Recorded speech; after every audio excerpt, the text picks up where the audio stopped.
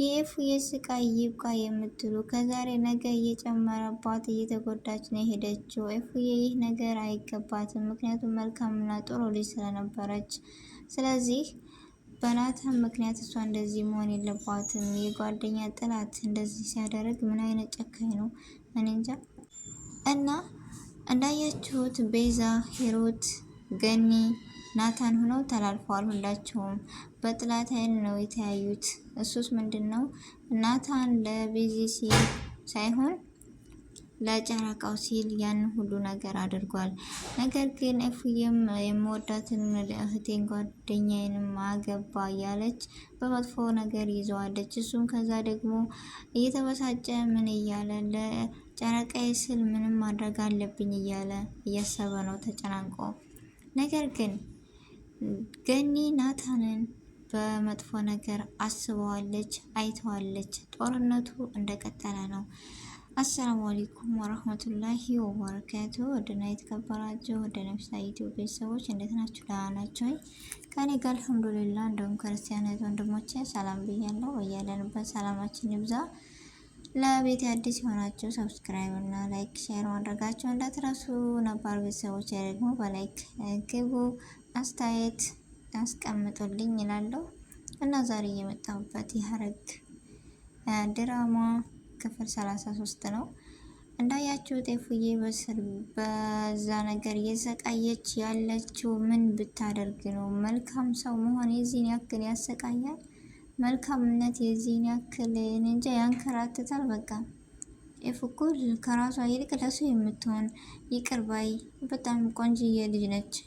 ልበ ንጹህ፣ ሰውን አታንቋሽሽ፣ እንደ ማንነቷ የምታይ እንጃ ያላት ክብር በጣም ደስ የምትል ልጅ ነች። እና ኤፉ ማለት ይህ ነገር ደግሞ ለእሷ ተገቢ አልነበረም። ያው የመልካም ሰው ፈተናው ይበዛል፣ ቢበዛም ግን ለትንሽ ቀን ነው። ይህ ነገር አልፎ ነገ ትስቃለች የሚለው ተስፋ አለኝ። ነገር ግን አንድና አንድ አሁን እውነት ገኒ ለቤዛ አግዛ ያንን ወረቀት የእናቷን ድርሻ ታስመልስላት ይሆን ወይስ አታስመልስላትም? እስኪ ግምታችሁን አስቀምጡ። ገኒ ለራሷ ጥቅም ነው ወይስ ለቤዛ ልታግዛት ነው ወረቀቱን ያነሳችው? ሂሩት እንዳያችኋት በጣም ተናዳለች፣ ስሜታዊ ሆናለች። ምክንያቱም ይሄ ነገር ለማግኘት የቤዚን አባት ለመግደል የደረሰች ሴት ነች እና ይህን ካጣች ደግሞ አበደች በሉ። ያው ጀምራለች እና ምን አይነት አስተያየት እስኪ ሀሳባችሁን አስቀምጡልኝ። ገኒ እንደዚህ ያደረገችው ለምንስ ነው? ለመበቀል ነው ወይስ የልጇን ፍላጊ ወይም እኔ እንጃ፣ ብቻ ግራ ገብቶኛል። ናታን ደግሞ ቤዚን የአባቷን ግማሽ ወደ እሱ አድርጋለታለች። እሱ ደግሞ ያንን አስረክቦ ጨረቃውን ሊያስወጣ ነው የሚፈልገው። ይህንስ የሚሳካ ይመስላችኋል ወይስ አይመስልም? ምክንያቱም ያን የልጅ ቤታቸው እንደዚህ ቤተሰብ ሳይሰማ ምናምን ለናታን ከባድ ጊዜ ነበረ። ገኒ በእርግጥ አልተሳሳተችም ያልኩበት ምክንያት መሰላችሁ? ናታን ስልክ ሲያወራ ሰምታዋለች እና ለገንዘብ ብሎ እንደሆነ የቀረባት እሷን አፍቅሮ የሚወዱ ሳይሆን እሷን ለጥቅም እንደሆነ የሚለውን ካይምሮዋ ስለዋለች ገኒ በቤዛ አይነት ያለውን። ስለዚህ ምንም ቢያደርግ ምንም ከአሁን በኋላ አታምነውም ማለት ነው ናታንን። እሱ ግን በውስጡ ሲመጣ ገና ከእስር ቤት ሲፈታ ደስተኛ አልነበረም። ለምን? የውስጡ ስሜት በጣም ከባድ ነበረ። ከዛ ሲመጣ ጨረቃው የለችም። ሁለተኛ ደግሞ ቤቱ እንደዚህ መሆን ለሱ በጣም ከባድ ያኔ ህመምና ከባድ ነገር ነው። ግን ማንም ሊረዳው አልቻለም።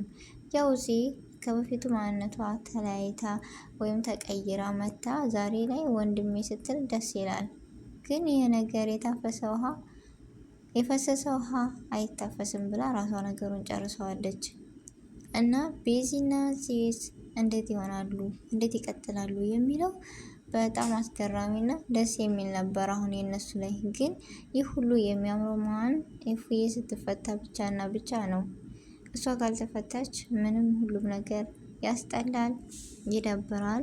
ምክንያቱም የድራማው ተዋናኝና ጥሩ እያስኬደችው ያለችው ኤፉዬ ነች። ስለዚህ ኤፉዬ ብትፈታና በየቀኑ እንደዚህ ቢለቀቅ በጣም አሪፍ ነበረ። አሁን አንድና አንድ እኔ እያሳሰበኝም ሆነ እያስጨነቀኝ ያለው ነገር ምን መሰላችሁ?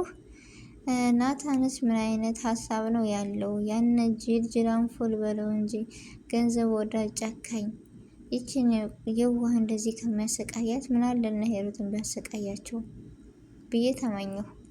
የራሱን ቤት ገዝቶ ዴናው እያወቀ ከራሱ ቤት ወስዶ እንደዛ ማድረግ ራሱ ናታንን ተገቢ ነው ወይ? ምን አይነት ሰው ነው ብሎ በጣም አስተማሪና ጥሩ ድራማ ነው። እኔ በነገራችን ላይ የእነ ኤፉዬ ድራማ በጣም አሪፍ ነው። የሀረግ ድራማ ያስተምራል። ከጎናችን ያለ ሰው ማን እንደሚያጠቃን አናቅም እና ናታን እንደዚህ ፊቱ እያስታወቀ ገኒ ባቸኩል ለነገሮች ጥሩ ነበረ።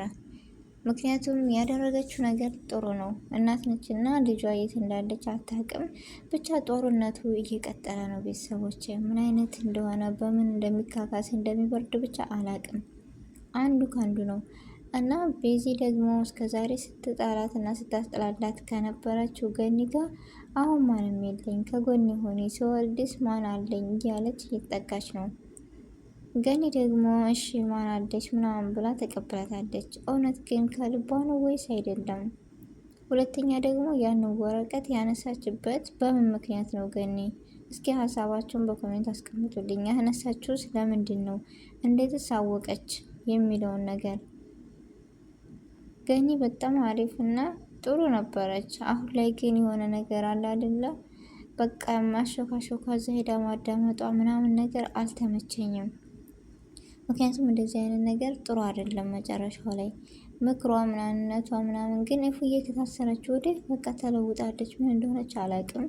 ያው ለነገሮች ባቸኩል ደስ ይለኛል እና አሁን ሂሩት ያን ወረቀት አይመለስላት ወይም አይገኝ ሲል ምን አይነት ሪያክሽን ታሳያለች የሚለው አንድ ሀሳባችሁን እስኪ አስቀምጡልኝ። ሁለት ደግሞ ገኒ ለምንድን ነው ይሄን ያነሳችው ወረቀቱን?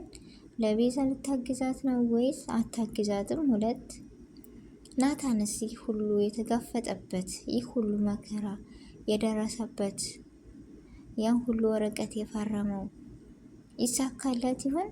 ያን ሁሉ ሰጥቶስ እሺ ብሎ ይለቃት ይሆን? የሱን ጨረቃ አይለቃትም።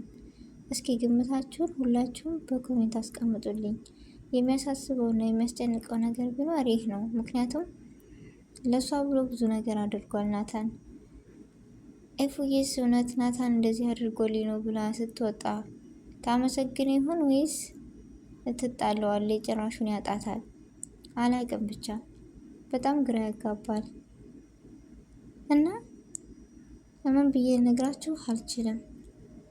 ኤፉዬ ያም ሆነ ያንን ብትፈታ፣ ሄሩት ደግሞ ይቺ መሰሪ የሆነች ወረቀቱ መያዟ ገኒ ቢያስደስተኝም ግን መጨረሻ ምን እንደምታመጣባቸው አላቅም። ምክንያቱም የሆነች የማገባበት የለምና ለዛ ነው። ስለዚህ የዛሬው ቪዲዮ ይሄን ይመስል ነበር። ውድ ቤተሰቦች አስተያየታችሁን በኮሜንት አስቀምጡልኝ። ሁላችሁንም ከልብ ነው ማመሰግነው።